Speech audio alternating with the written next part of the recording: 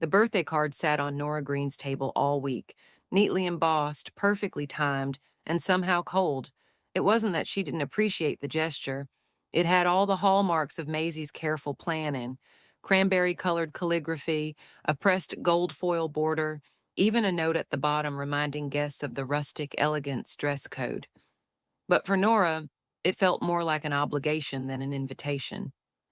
She sipped her tea slowly, glancing at the card as the late autumn light slanted through the kitchen window. Outside, the maples in the front yard had shed most of their leaves, leaving behind stark, spindly branches. It was a Thursday morning, 11 days into November, and the air smelled faintly of cinnamon and chimney smoke. She reached for the tin box on the counter. It was old, perhaps from the late '80s, with faded holly leaves on its lid. Inside, nestled in parchment paper, was her homemade apple pie. Not just any pie. This was the same recipe their grandmother had used, handed down quietly through clippings and memory. She'd added extra nutmeg this year, like her mother used to, even though she suspected no one would notice. Beside the pie sat a wrapped gift, simple brown paper with twine. It wasn't store-bought or flashy, but it held something more personal. A photo album she'd compiled herself, dozens of scanned and reprinted images from old family holidays, smiles caught off guard, her mother holding Maisie in front of the fireplace, their dad washing dishes in the background. Nora, in many of them, hovered just at the edges of the frame, cropped, blurred, forgotten. Still, she included them all. Her phone buzzed. A message from her mother. Remember to dress nicely. Maisie's theme is cranberry and cream. Don't stand out. Nora stared at it for a long moment, the corners of her mouth twitching downward. She deleted the message without replying. She changed into a soft gray sweater and slacks, slipped into her low-heeled boots, and wrapped herself in her wool coat. Outside, her breath puffed in little clouds as she opened the trunk and gently placed the pie and gift inside. She paused for a moment, hand resting on the tin box, then shut the trunk. The drive to Maisie's was short, 10 minutes past town center, then 2 blocks up from the church with the copper steeple. On the way, she passed the post office, the diner, the community theater, with a sign advertising a Charlie Brown Thanksgiving. She made a mental note to check if any of the seniors from the library were planning to attend. As she neared the intersection by Monroe Lane, she slowed the car. Agnes's house was just ahead on the right, its red door a familiar anchor. Nora tapped her brakes. The garden looked tidier than usual, though the lawn hadn't been raked. She noticed a small, tattered folding chair near the porch and a ceramic squirrel that had been tipped over by the wind. She turned into the driveway without quite knowing why. Agnes was out front wearing a thick cardigan and adjusting a plastic cover over her hydrangeas. When she spotted Nora's car, she waved with one gloved hand. Nora rolled down the window. "Morning," Agnes smiled. "You're all dolled up. Big event?" "Maisie's birthday, backyard gathering." Nora hesitated. "Wanted to drop something by first." She stepped out of the car and pulled a paper bag from the front seat. Inside were a dozen homemade date balls rolled in powdered sugar, Agnes's favorite, though she'd never asked for them. Agnes took the bag carefully. "Oh, sweetheart, you spoil me." Nora shrugged. "They were extra." Agnes tilted her head. "You doing all right?" "I'm fine." The older woman studied her for a beat longer than necessary, then nodded, as if choosing not to press. "Well, I hope they appreciate that pie. Still think about the one you brought to the town fair 2 years back. Beat the pants off that fella from Johnson's Bakery." "They didn't taste it," Nora said, not bitter, just stating fact. Agnes's eyes twinkled.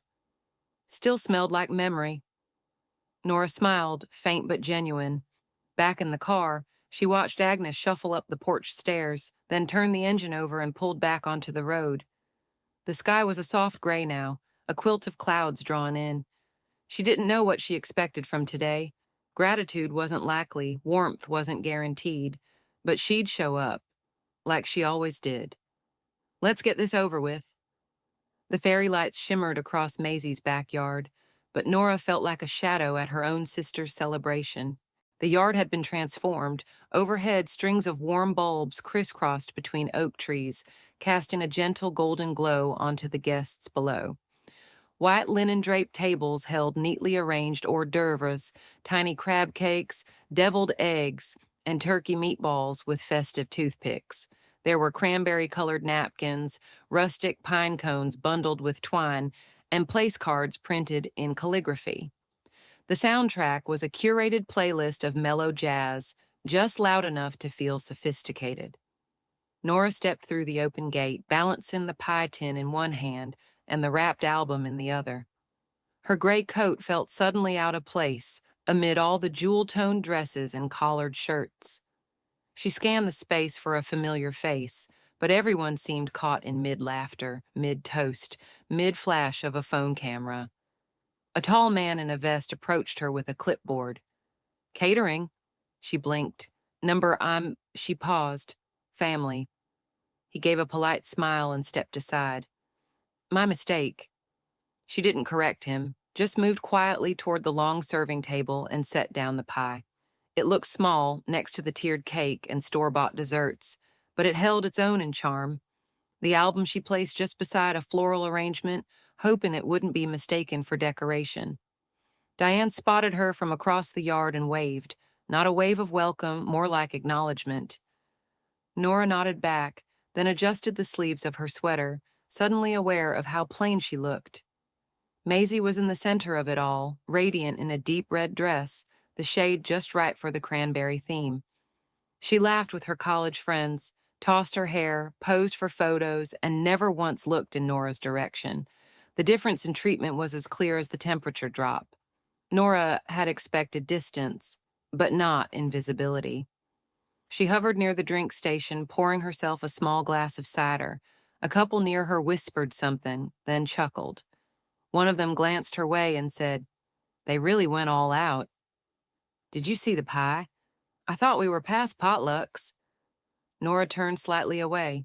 She moved to an empty seat near the fire pit, but a woman immediately said, "Oh, I think someone's already sitting here." Nora offered a polite smile, stepped back, and stood awkwardly by the edge of the yard. A child darted by, chasing a balloon. He nearly tripped on her boot and turned with a giggle. "Oops, I didn't see you there." Neither did anyone else, apparently. A bit later, a familiar voice cut through the air. "Excuse me, could everyone gather near the archway? Time for group photos." Maisie clapped her hands and gestured grandly. People scrambled into place.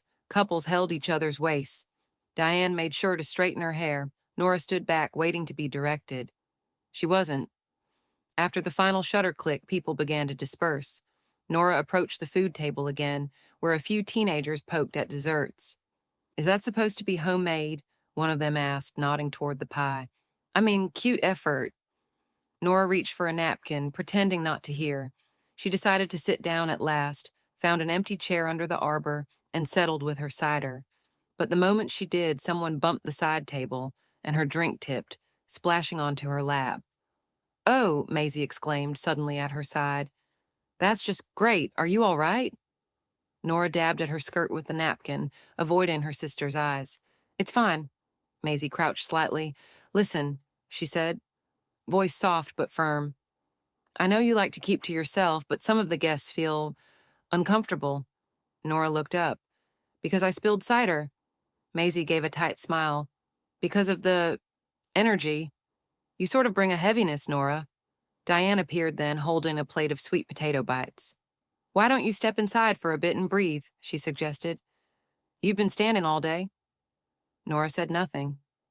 Maisie sighed. "This is my night. If you can't respect that, please leave."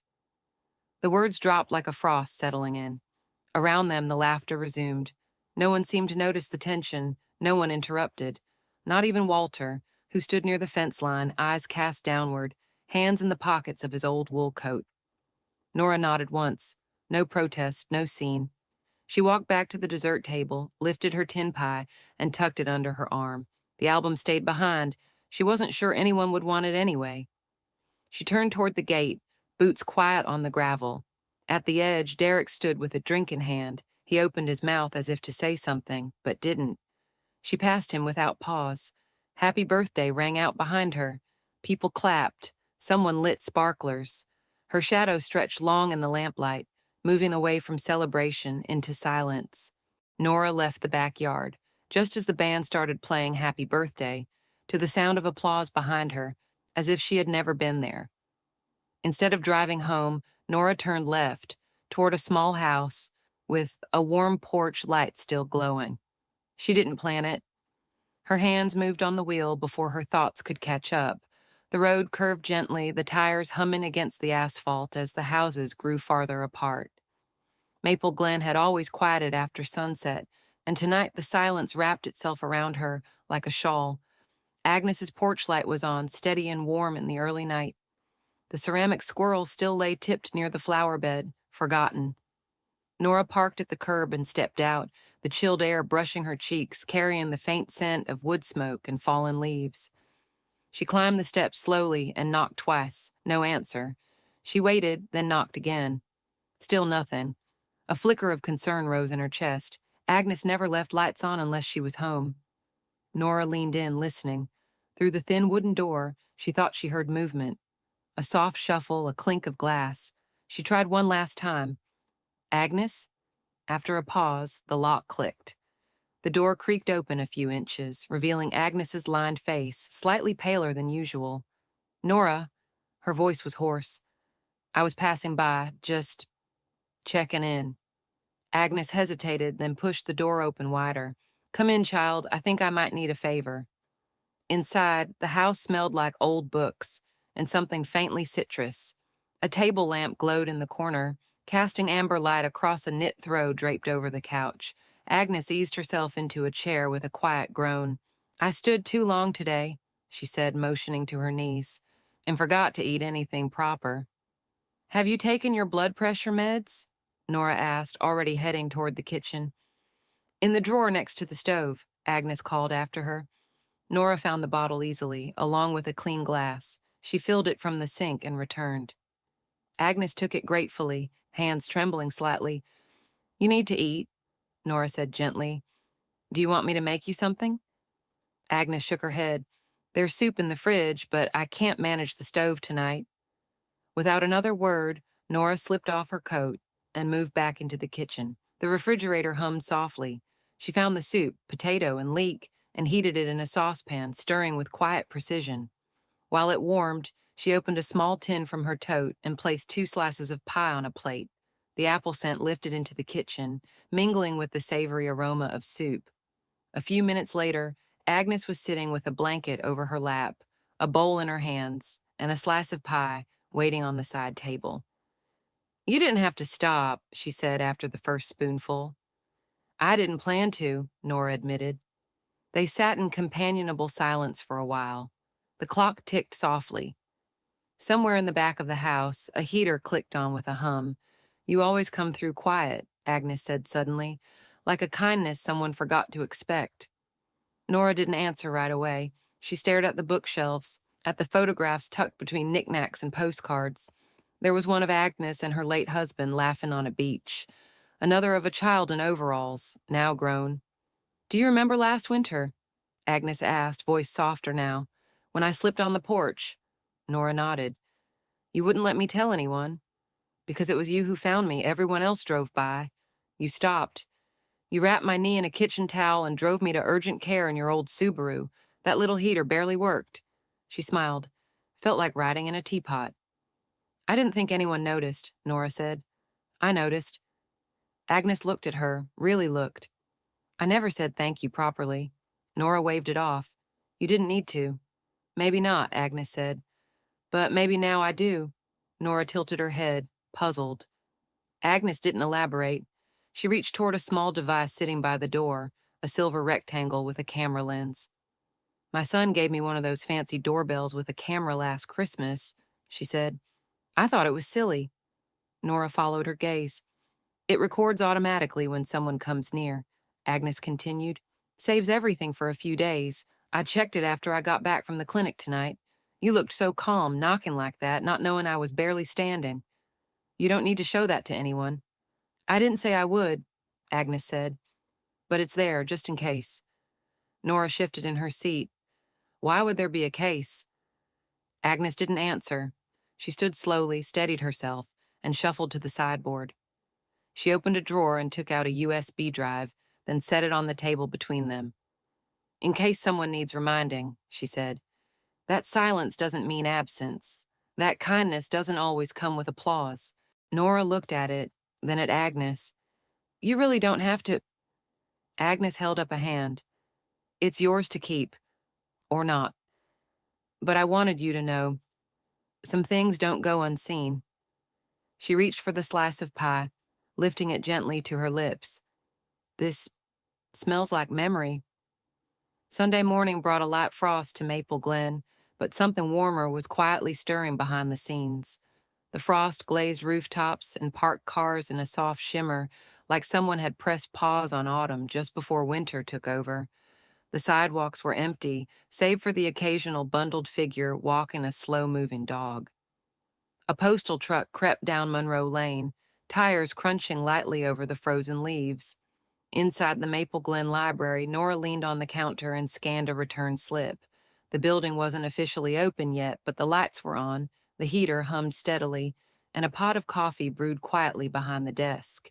She found comfort in the routines here, the weight of books, the smell of old paper, the peaceful hum of being useful without fanfare. She was shelving a stack of biographies when the bell above the door jingled. Agnes stepped inside, wrapped in a navy coat and knitted scarf, her gait slow but steady. She held a paper bag in one hand and something metal glinting in the other. You're early, Nora said, surprised. I like the quiet, Agnes replied, and you're the only person I know who still understands the value of it. She handed Nora the bag. It was warm and smelled buttery. Cheddar biscuits, Agnes said. Still soft if you're lucky. Nora opened the bag slightly and inhaled. They smell amazing. Agnes set the metal object on the counter, a small voice recorder, well-worn with a USB port attached. I brought you this, she said. Nora blinked. I thought we talked about... We did, but I've been thinking... Agnes interrupted gently. Kindness is quiet, yes. But silence can be cruel, too. This might help someone else see what I already do. Nora stared at the recorder. You want me to use it? Not you, Agnes said simply. I gave a copy to someone else, too.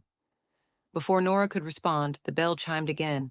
Walter stood in the doorway, snow dusting the shoulders of his coat. He held a folded newspaper under one arm, and his usual silence like a well-worn jacket. I didn't know you read biographies, he said, eyes drifting to the books on the cart. I don't, Nora said, but someone left them out of order. He nodded, stepping inside, brushing the cold off his sleeves. He lingered near the fireplace where a gas flame flickered gently behind glass. I saw your pie tin, he said after a moment. Nora looked up. In the kitchen, he clarified. Diane left it on the counter. I figured it went uneaten, she said. He didn't reply. Instead, he reached into his coat pocket and pulled something out. Her pie tin, carefully wrapped in a tea towel. He placed it on the table beside the biscuits, then patted it once, almost absent-mindedly. Didn't seem right, it sitting there, he said, still not meeting her eyes. Nora didn't know what to say, so she didn't say anything. At that moment, the library phone rang. She picked it up with her usual greeting, but it wasn't a patron. It was Derek. His voice was quiet, measured. Hey, are you busy? I'm at work, Nora said, though her tone was neutral. Could we talk? He asked, later today. She hesitated. About what? I saw something. On Agnes's recommendation, there was a pause. Then he added, I think it changes everything. She agreed to meet him later at the diner. Agnes and Walter remained in the library, each tending to their silence in different ways. Agnes flipped through a cookbook from 1976. Walter folded his newspaper with precision and placed it on the table, tapping the corner twice before sliding it toward Nora. As the day stretched on, the town moved at its slow Sunday pace. At Maple Roast, the usual crowd of retirees gathered near the front. Nora arrived just after lunch rush, her coat buttoned to the top, her gloves still slightly damp. Derek was already seated near the window, nursing a coffee. He slid the USB drive across the table when she sat. I watched it twice, he said. Once to believe it, once to understand. Nora didn't touch the device. I don't know how to say this without sounding awful, Derek continued. But Maisie wasn't just rude, she was intentional. Nora stayed quiet. She lied to people about you, spun this story where you were bitter, unstable. He looked out the window, and I believed her, because it was easier than questioning the version I married. Still, Nora said nothing. She made people uncomfortable, not you, he added. That video, it's calm. You knocking, waiting, helping.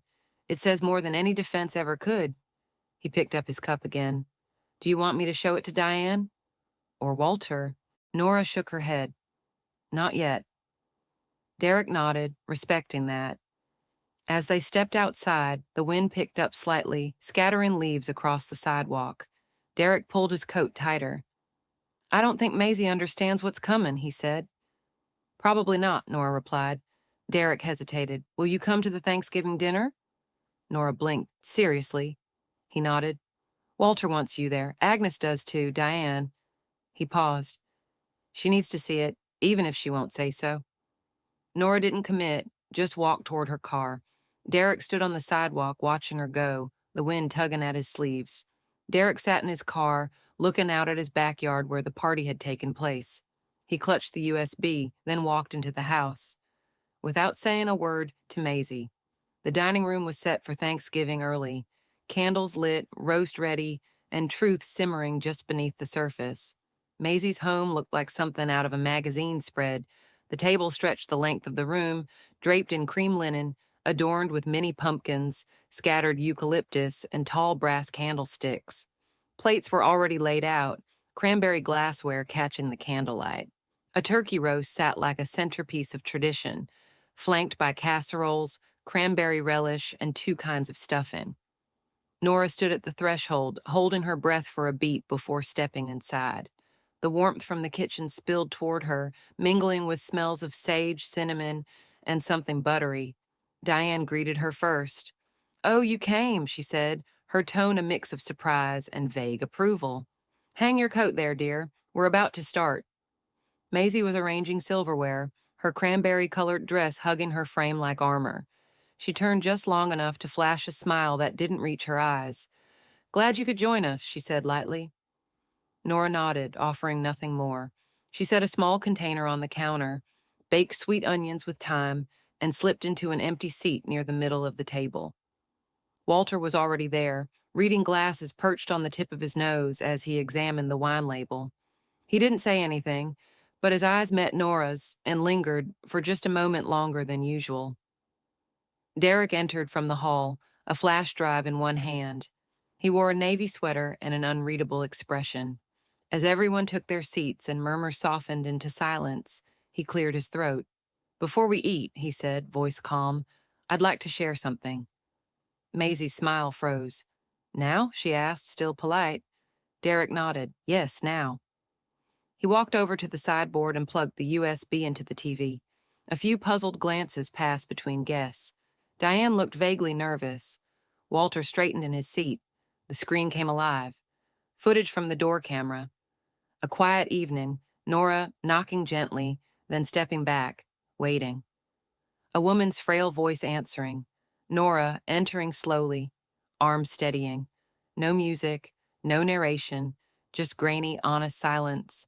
Then came audio, not from the camera, but from another night entirely. Maisie's voice clipped and cruel from her own party. Let her leave. She always ruins the vibe anyway. No one spoke. Forks stilled midair. Someone cleared their throat. Derek paused the video. Agnes stepped into the doorway, wrapped in a long shawl. She walked slowly to the table and rested her hand on the back of Nora's chair. I thought you all should know, she said softly. That night she saved me. Maisie's smile vanished. Diane looked between her daughters, lips parted, but words failing. Agnes took her seat near the end of the table. I'm not here to cause trouble, she said. I'm here because I wouldn't be here otherwise.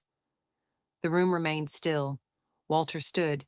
He did it slowly, with effort, the way men who rarely interrupt conversations do. His voice was steady but low, cutting through the silence. Nora's never asked for a seat at this table, he said, but she's the only one who earned it. Maisie blinked, stunned. Dad. He didn't look at her. His eyes stayed on Nora. For years, I let the current pull me along. I let your mother make the rules. I stood quiet while we made someone else feel small in her own family. Diane reached for his arm. Harold, but Walter gently moved her hand aside. We were wrong, he said. Nora said nothing. Maisie stood abruptly. You're all ganging up on me. No, Derek said from the other end of the room. We're just done pretending. The words floated, final and unmovable. Maisie opened her mouth to respond, but nothing came. Agnes reached for a biscuit and passed it silently to Nora, who accepted it with a nod. The candles flickered. Somewhere outside, a wind swept through the trees, rattling the last of the dry leaves. Maisie stood alone, the glow of the perfect table no longer warming her. Maisie stood up. You're all ganging up on me? But Diane was silent, and Derek just shook his head. No, Maisie, we're just done pretending. Thanksgiving morning rose cold and quiet, just the way Nora liked it. The light was pale, almost silver, spilling gently across her kitchen table. A half-burned candle sat beside a cup of tea, still steaming. Outside, frost glazed the grass and turned the wooden steps of her porch into glass. But inside, it was warm, quiet, and still. She moved slowly through the house, each step deliberate. A jazz record spun softly in the background, an old press-in of Moon River, the kind of song that sounded like memory. She opened a drawer and pulled out a single photograph. It was faded at the edges with the slight yellowing that comes from time and cheap printing. She was 10 in the photo, wearing a red turtleneck and bangs too short for her round face. Her mother had taken it. It was one of the few pictures where Nora wasn't standing at the edge of the frame. She propped it against a small vase on the kitchen counter and stared at it for a long time, not smiling, not sad, just remembering. There was a soft knock at the door. When she opened it, Agnes stood bundled in a pea coat, holding a ceramic casserole dish. Hope you're hungry, she said, stepping inside. I made soup. Don't ask how it turned out. Nora took the dish and led her to the kitchen, where the table was already set for two. Linen napkins, real plates, and the last two slices of pie from the tin Walter had returned days earlier. The small touches were unspoken invitations, signs that someone might stay a while. Agnes eased herself into the chair by the window and sighed. You know, I always said I liked Thanksgiving, but it wasn't until this year I actually meant it. Nora gave a quiet smile. It's different when it's quiet. It's different when you choose the company. They ate slowly, without rush. The soup was better than Agnes claimed, creamy with just enough nutmeg. Nora added a spoonful of cranberry relish she had made from scratch, a habit inherited from a grandmother who believed jars were for amateurs. After they finished, Agnes took her tea out to the porch, and Nora followed. The sun had begun its slow climb, casting soft light across the yard. A breeze rustled the trees, and every so often a neighbor's wind chime rang like distant bells. Agnes wrapped the blanket tighter around her legs. Do you still think kindness is wasted? Nora looked down at her cup, watching the steam rise. Only when it goes unnoticed, she said, not unvalued. Agnes nodded once, then pulled something from her coat pocket, a folded sheet of paper. I got this from the post office this morning. Thought you should have it. Nora opened it carefully. It was a letter from Walter. His handwriting was neat, a little shaky in places. To my daughter, who spoke without speaking. I see you now. Nora didn't say anything. She folded the letter and held it between her palms, feeling the weight of something quiet but real. Sometime later, a small knock came at the door again. This time, it was a child, no older than 8, with a knitted hat and bright red cheeks. He held up a sheet of printer paper, hand-colored with crayons. Happy Thanksgiving, Miss Nora, he said. You make the best pie. She laughed, not loudly but fully. It bloomed in her chest and warmed the air around her. She thanked him and promised a slice next week. As the boy ran off, she stepped back inside, placing the note gently into her old photo album. The page was mostly blank. She'd always left it that way, waiting for something that felt like it belonged. She put the kettle on and poured 2 fresh cups. Agnes hummed softly as the music shifted to something slower. Nora paused at the window, watching the trees sway gently in the breeze. Her breath fogged the glass. She didn't wipe it away. She poured the tea, set the mugs down, and opened the window a crack. Outside, the air smelled clean, crisp, like possibility. Nora made another cup of tea and opened the window. Outside, winter was beginning, but inside her, something was blooming.